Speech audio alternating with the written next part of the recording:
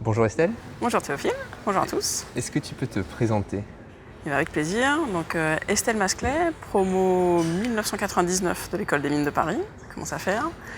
Et donc je suis aujourd'hui chez SNCF Réseau, directrice générale adjointe exploitation système, donc en charge de l'animation et de la prescription métier pour le domaine de l'exploitation chez le gestionnaire d'infrastructures ferroviaires. Donc ton rôle aujourd'hui, c'est, tu vas nous en parler, c'est notamment plusieurs milliers d'opérateurs, d'agents qui sont dans ta direction et qui font quoi en fait Alors chez SNCF Réseau, on compte environ 55 000 personnes réparties sur schématiquement 3 grands métiers. D'abord tout ce qui va être design et construction du réseau, donc en gros la famille des projets, donc ingénierie et conduite des projets. Une première famille, une deuxième famille pour la maintenance, la correction et la réalisation de la construction de ce réseau, donc la famille maintenance et travaux. Et une troisième famille qui va être celle de l'exploitation ferroviaire, dont je suis en charge d'un point de vue matriciel de l'animation métier, l'accompagnement des transformations. Donc les 12 000 personnes qui sont sur ce cœur de métier ne me sont pas hiérarchiquement rattachées, mais effectivement ma direction est en charge du fonctionnement de leur quotidien et de la projection de cette population dans le futur. Est-ce que tu peux nous parler un peu des enjeux du réseau ferroviaire en France aujourd'hui? Ouais. Alors ils sont gigantesques aujourd'hui. D'abord intrinsèquement liés à SNCF Réseau, puisque le réseau en lui-même il est aujourd'hui vieillissant. Il est en tout cas factuellement beaucoup plus vieux que ses cousins européens. En moyenne, les composants qui caractérisent le réseau ferroviaire français, ils sont 2 fois plus âgés que sur le réseau ferroviaire allemand. Donc on a un enjeu de les régénérer pour garder le réseau performant et donc compétitif. Et puis l'enjeu, c'est pas simplement de les régénérer pour les rajeunir, mais c'est avant tout de les moderniser pour que le réseau d'aujourd'hui y réponde aux enjeux d'aujourd'hui et prépare les enjeux de demain, notamment la transition écologique. Donc on ambitionne de faire circuler encore plus de trains sur notre réseau. Et donc pour ça, il faut un réseau plus fiable, plus accessible, avec une circulation plus fluide. Et donc ça nécessite de revoir un certain nombre de composants. Donc je disais de les rajeunir, mais aussi de les moderniser et de les digitaliser. Donc l'enjeu pour SNCF Réseau, c'est de réussir cette transformation de ces actifs à un moment où il faut aussi, dès à présent, réaliser plus de trafic. On ne peut pas se contenter de dire à nos clients aujourd'hui et à nos utilisateurs on va régénérer le réseau, tout ira mieux demain. Il faut dès à présent être capable d'augmenter le trafic en même temps qu'on augmente notre volume de travaux. Donc c'est un défi gigantesque pour SNCF Réseau. Et donc c'est 15 000 personnes, et plus particulièrement ceux qui vont être dans la régulation, dans les aiguillages, vont prendre des décisions à tout instant en utilisant la donnée de tous les autres en fait finalement. Ça, hier ça se faisait, c'était peut-être moins digitalisé et du coup l'enjeu c'est de le numériser, de le digitaliser. Alors l'enjeu il est effectivement de savoir aujourd'hui sur quoi on a dans l'immédiat la plus grande plus-value à digitaliser un certain nombre de choses, puisque on se rend compte que digitaliser l'ensemble des process, c'est sûrement quelque chose d'accessible à long terme. Donc on a un enjeu à se dire quels sont les premiers pas les plus efficaces. Et ce sur quoi on travaille aujourd'hui, c'est beaucoup de digitaliser des processus dont le temps coûte à SNCF Réseau, ou bien des processus pour lesquels la digitalisation va apporter des gains, notamment en matière de sécurité. Je vais prendre 2 exemples. Un premier qui va vraiment adresser la première catégorie que je ciblais tout à l'heure, qui sont les processus de protection des travaux. Quand nos agents réalisent des travaux sur les voies, typiquement la maintenance des rails ou la maintenance des caténaires, ils ont besoin physiquement d'être sur les voies. de démonter la caténaire, de démonter les rails. Et donc pour réaliser ces opérations en sécurité, il faut que l'on soit capable d'interrompre le trafic pour leur permettre de travailler. Et donc pour cela, on a un ensemble de procédures que l'on met en œuvre pour s'assurer qu'aucun train n'est présent sur cette portion de voie et qu'aucun train ne sera expédié sur cette portion de voie. Aujourd'hui, ça repose beaucoup sur de la reconnaissance faite par nos opérateurs et des communications verbales. Ce sont donc des processus qui ont un temps propre et ce temps, il est réalisé au détriment du temps nécessaire pour les travaux puisqu'il est compris dans l'intervalle entre les deux trains qui vont encadrer cette plage travaux. Et donc plus on est capable de réduire ce temps consacré à la procédure travaux, plus on a de temps pour réaliser les travaux, donc plus nos coûts d'entretien vont être optimisés. Et puis deuxième cas d'application, on travaille aujourd'hui à digitaliser les échanges entre ce que l'on appelle le sol, c'est-à-dire l'agent circulation dans son poste d'aiguillage, et le bord, donc l'agent de conduite aux manettes de son train, lorsqu'ils ont des messages de sécurité à se passer. Puisque pour que le message soit bien compris entre l'un et l'autre, aujourd'hui, il faut que ce message soit passé à l'arrêt, en amont d'un point donné.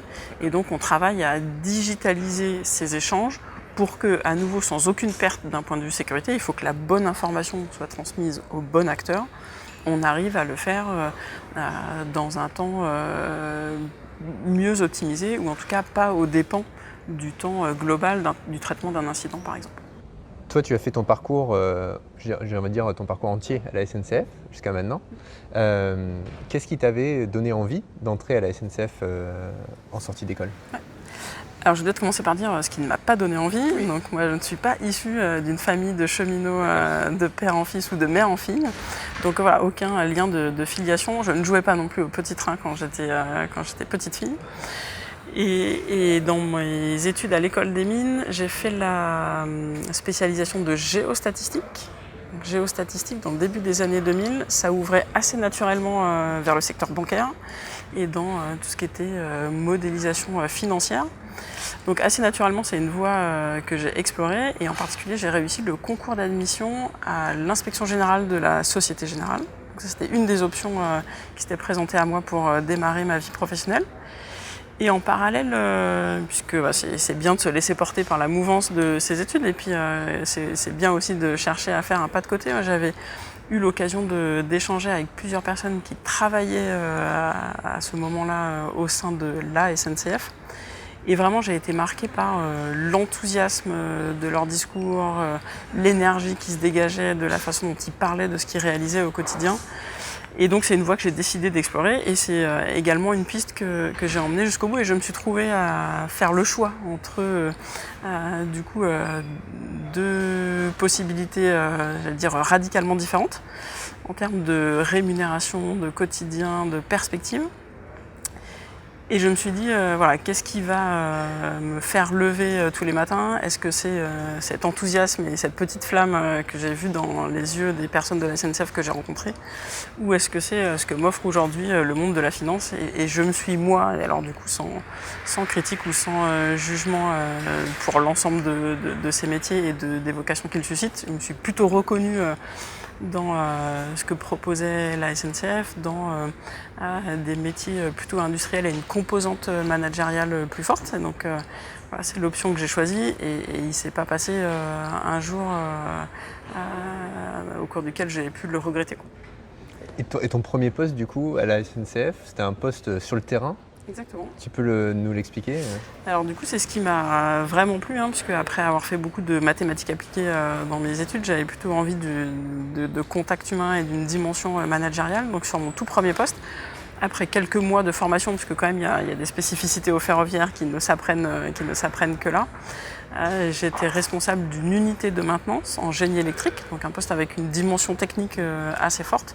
Mais une dimension également managériale conséquente puisque mon équipe était composée de 65 personnes avec un budget de pas loin d'1 million d'euros à gérer et et ce côté très opérationnel du quotidien de la production ferroviaire où il n'y a pas un jour qui ressemble au précédent et pas un jour où on sait le matin en arrivant précisément ce qu'on va faire heure par heure. Et ce côté-là m'a vraiment beaucoup plu. Et donc voilà, j'ai continué avec beaucoup d'enthousiasme dans cette voie. Et peut-être pour le dire, parce qu'on va parler après de ce qu'est une carrière dans un grand groupe, moi j'ai fait toute ma carrière chez SNCF Réseau et pour autant, j'ai aujourd'hui, après 20 ans, pas du tout l'impression d'avoir connu une seule et unique entité. J'ai eu l'occasion dans un groupe comme celui-ci de faire tellement de choses différentes que ce côté diversité des métiers, remise en question, apprentissage de techniques ou d'environnements nouveaux, j'ai vraiment su le trouver. Donc moi, en 20 ans, j'ai fait du génie électrique, du génie civil, de l'organisation. J'ai été directrice des ressources humaines, j'ai fait de l'asset management. Voilà, donc vraiment, le côté monotonie que pourrait renvoyer une carrière dans une seule entreprise, moi, je ne l'ai jamais ressenti. Ouais. Et justement, parlons-en, comment est-ce que... Parce aujourd'hui, on est dans une période où on dit que les jeunes diplômés de grandes écoles se détournent d'un certain nombre de grands groupes qui étaient des employeurs, disons, historiques pour ces écoles-là. Pourtant, on a rencontré plusieurs jeunes diplômés des mines ici aujourd'hui, mais qu'est-ce que propose, en fait, qu'est-ce qu'offre un grand groupe ou même une grande entreprise, en fait, finalement, pour la carrière d'un ou d'une ingénieur ? Alors moi, je pense qu'il peut apporter une combinaison une certaine stabilité, mais en même temps d'opportunités de faire des choses différentes. C'est-à-dire qu'il ne faut pas penser entreprise unique égale métier unique ou thématique unique. C'est-à-dire qu'on a l'opportunité de faire des choses différentes. Moi, j'ai vraiment, en 20 ans chez SNCF Réseau, alors qu'il ne s'est pas appelé SNCF Réseau pendant tout ce temps, mais dans cette même entreprise, pas du tout eu l'impression d'avoir fait toujours la même chose.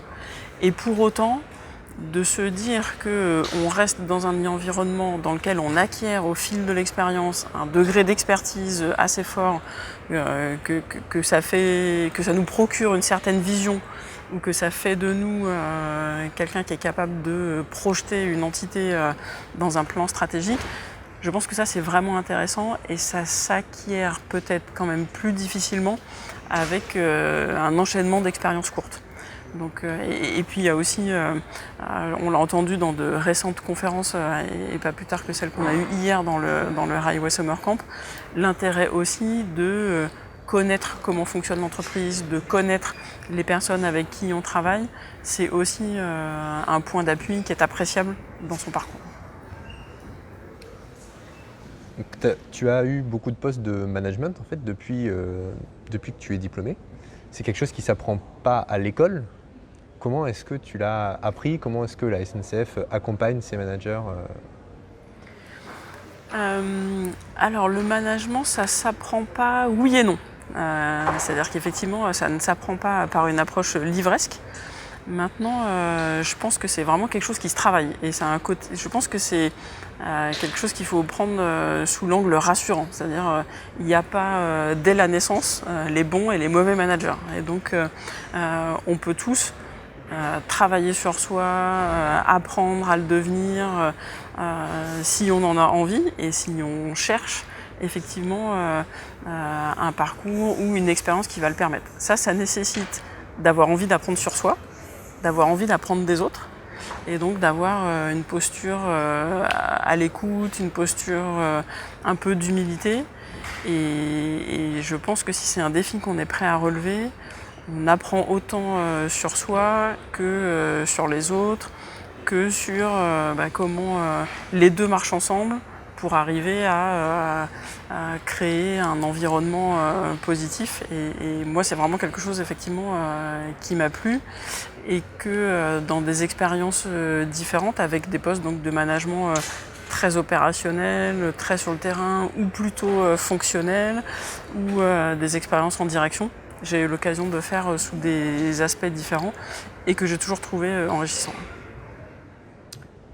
Estelle, quand tu prends le train, est-ce que tu étiquettes tes bagages? Ah, toujours.